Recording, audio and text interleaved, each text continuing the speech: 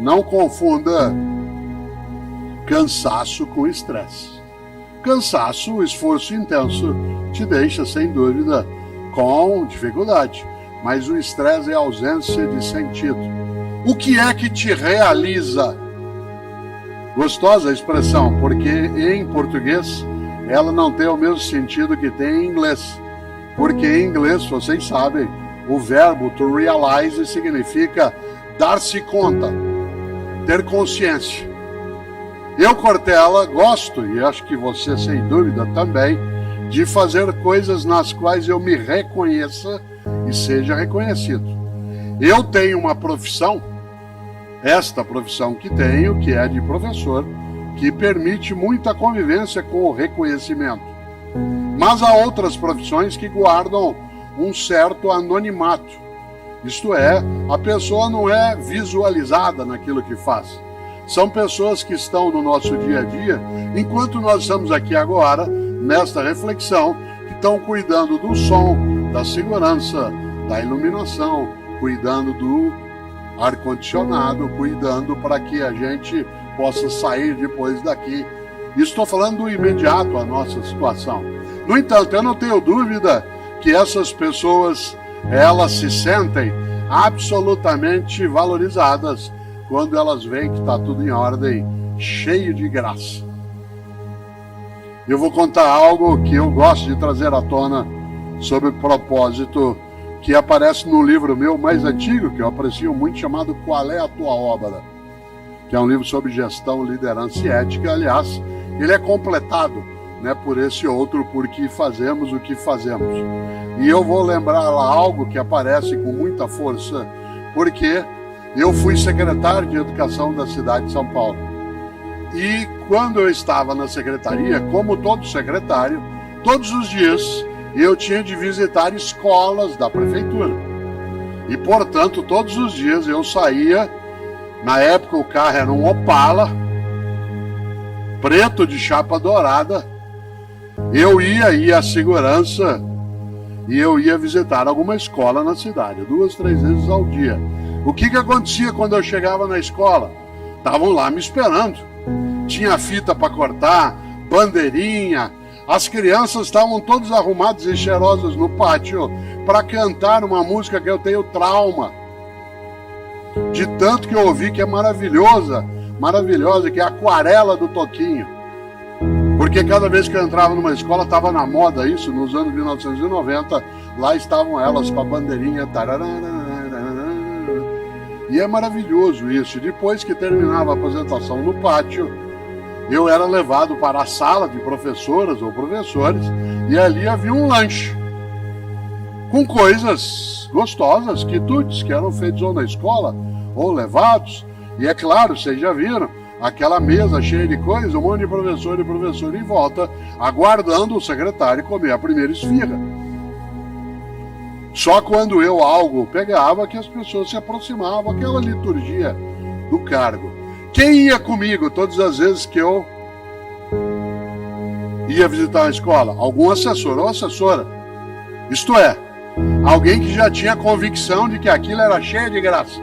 Razão pela qual estava também numa gestão pública. Quem não ia comigo?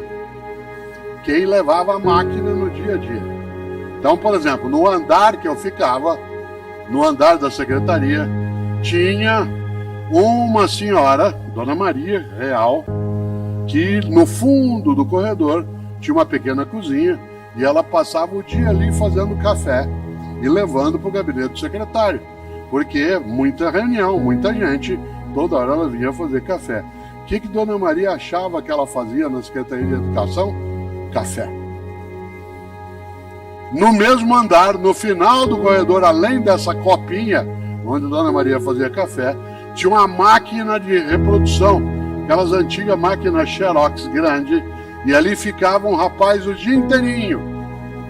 Levantava aquela tampa, baixava, aquela luz passava, aquele calor. O que ele achava que ele fazia? Tirava cópia.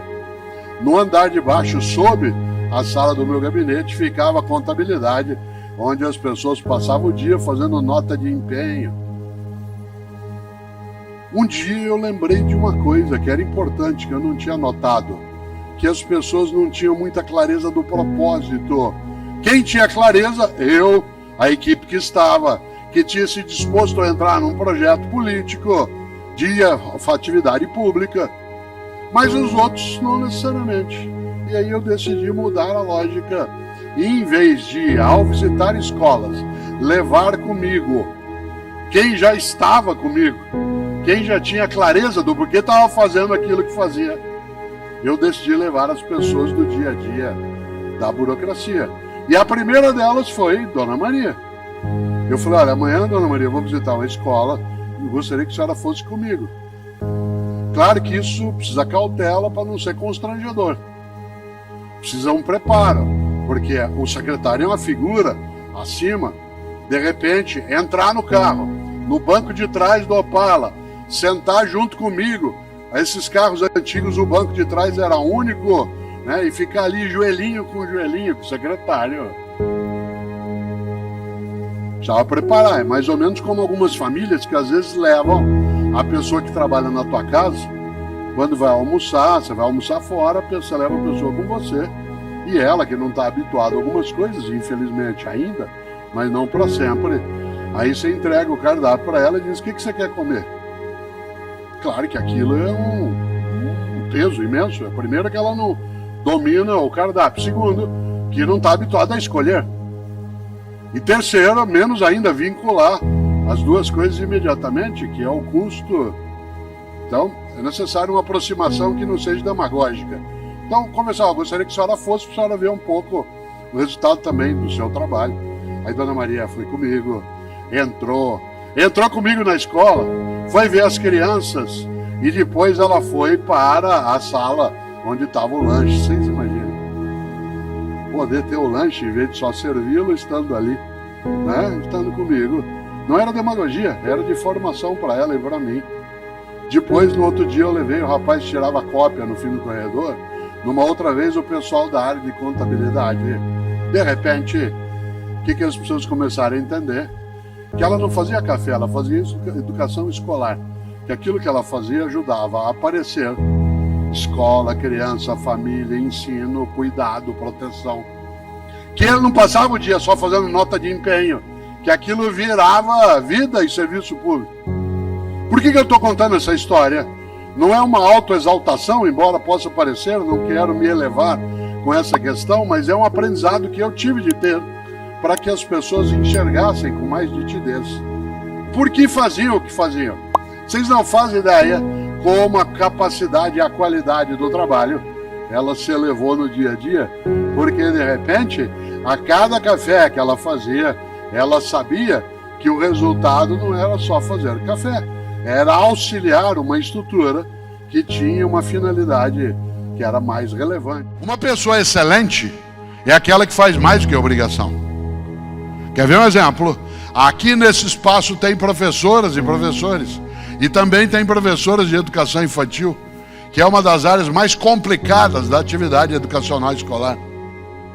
Você numa sala de educação infantil, com 20, 25, 30 crianças de 5 anos de idade, cada uma delas é uma bomba ambulante.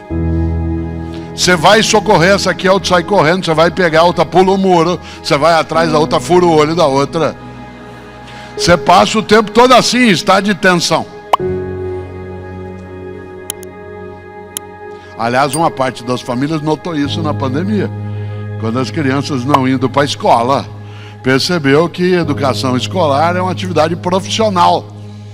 Exige dedicação, esforço, junção, paciência. Muita gente perdeu a paciência. Interessante, porque às vezes você, professora, alguns professores de educação infantil, não são tantos, mas professoras a maioria, às vezes você só tem um momento de descanso, na hora do teu intervalo. Na hora do teu intervalo. E às vezes você está saindo da sala de aula para ir tomar teu chá, comer tua bolacha, que é o que nos dão na escola. Você está andando, quando você olha para trás, fica uma menininha de 5 anos. Você fala assim, meu Deus, volto, pergunto o que foi e perco o meu intervalo. Ou finge que não vi e sigo direto. O que você faz? Volta, Volta. Chega lá e põe a mão na criança. Às vezes ela assusta com o toque, porque é a criança que assusta com o toque adulto, que ela está habituada a ser tocada de modo ou bruto ou indevido. Ela assusta e fala: o que foi? Ah, não foi nada não, tia. O que foi? Fala para mim. Não foi nada, fala para mim. Fala: minha mãe que falou que meu pai foi viajar e vai demorar para voltar. Você entende? Fala: então vem comigo. E ela vem. Onde você for, ela vai atrás. E você perde o intervalo e ela passa a semana inteira grudada em você. Onde você for, tia. Porque sem você, ela entra em desespero. Por isso, uma professora excelente ou um professor é aquela que faz mais do que obrigação. E mais do que obrigação, repito, não é trabalhar sem condição, sem salário, mas é fazer o melhor na condição que tem, enquanto não tem condições melhores para fazer melhor ainda. E aí volta a um ponto. É claro, você sabe e eu sei, excelência não é o lugar onde você chega, excelência é um horizonte. Excelência não é o lugar onde você chega, excelência é um horizonte. Se você supuser que chegou à excelência, você distrai, relaxa, cochila e desaba na mediocridade. O horizonte, você se aproxima, ele se afasta, você se aproxima, ele se afasta. Claro, eu não posso imaginar que assim o é. Eu torço no futebol para o Santos e sou casado com uma palmeirense. Portanto, nos últimos 3 anos eu ando meio quieto. Meu time é bicampeão mundial, tem títulos e títulos, e esse ano, no campeonato estadual, quase foi rebaixado pela primeira vez. Só não foi na última partida, porque ele venceu e o outro perdeu. O Vitória, uma das glórias do futebol também no Brasil, agora conseguiu subir. O Bahia está ali lutando para também chegar no outro lugar. E é claro que Cláudia não perde a ocasião. Aliás, durante algum tempo, uma semana, o Santos ficou em primeiro lugar no Campeonato Brasileiro. Agora está ali, 10º, 11º, 12º, vai e volta. E na semana que ficou, não perdi, claro, a chance foi lá, printei, né? E mostrei, falei: aqui é o Santos em primeiro lugar. Ela falou: teu time é chamado de peixe, o símbolo é uma baleia, mas ele é mesmo um golfinho. Eu falei: golfinho? Foi assim, sobe, faz uma gracinha e afunda outra vez. O que eu podia falar para ela naquela hora? O que eu falei. Falei: vem aqui ver a nossa sala de troféus. Ela falou: então, mas no campeonato que é agora, como é que é? Então vem ver a nossa sala de troféus. Cuidado. Passado é referência, não é direção. Passado é referência, não é direção. O fato de eu ter uma sala de troféus mostra que é possível fazer, não é garantia de que será feito. Mostra que é possível realizar, não é um indicador de certeza de que será feito. Você diz: ué, isso conosco. Porque se você e eu não entendemos a excelência como horizonte, eu relaxo, distraio.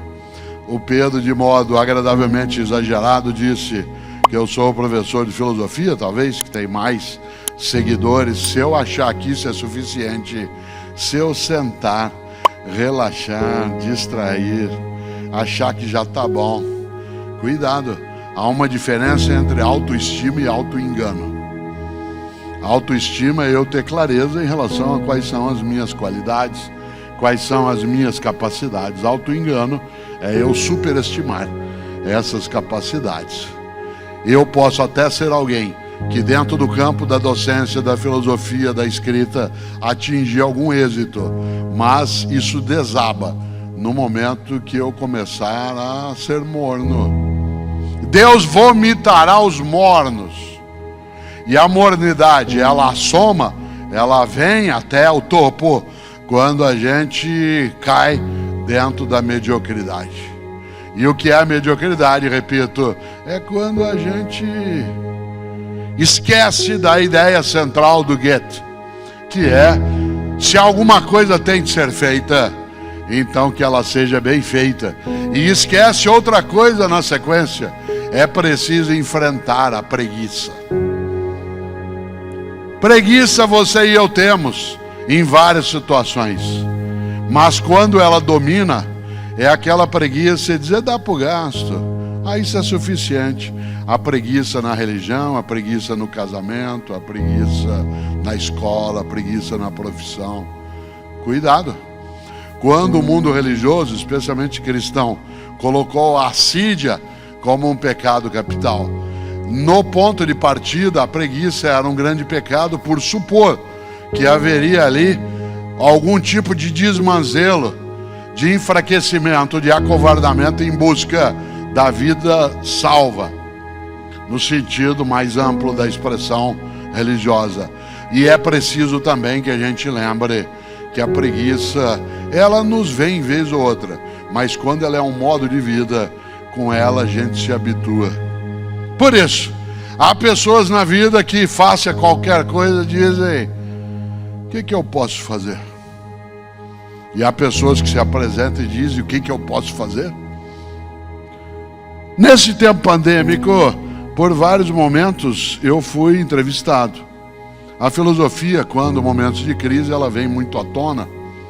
E a pergunta mais difícil que eu tive que responder foi uma que avaliaria a minha vida, para ver se eu fui banal, fútil, inútil, superficial, morno. E um dia uma jornalista me pegou de pronto numa entrevista ao vivo e falou assim: professor, olha que pergunta difícil. No dia que o senhor se for, e nós estávamos na pandemia mais forte, portanto não era só uma hipótese. No dia que o senhor se for, quando o senhor encontrar Deus, o que o senhor quer que ele fale para o senhor?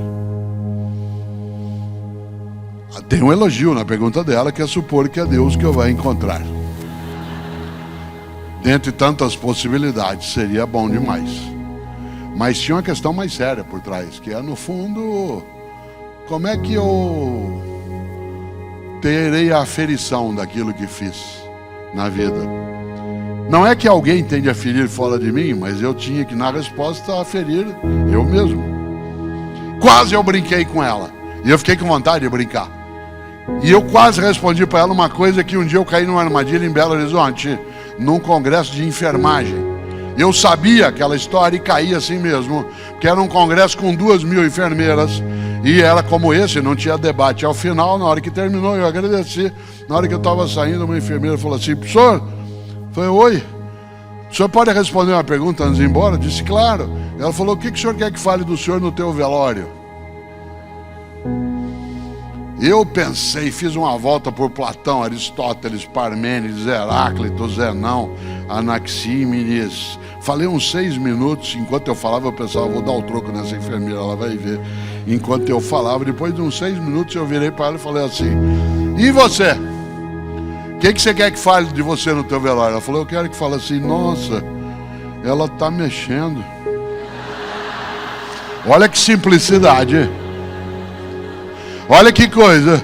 E eu na hora até imaginei que seria essa a resposta, mas eu decidi mais séria a resposta. E eu queria fechar exatamente com isso, porque eu disse a essa jornalista: sabe o que eu quero que Deus fale para mim se eu encontrá-lo? No final dessa minha jornada, da minha trajetória, eu quero que ele olhe para mim e diga assim: valeu, Cortella, valeu. Eu te entreguei uma dádiva, um dom, um mistério que é a vida, e você não desperdiçou com pequenez, com inveja, com imbecilidade.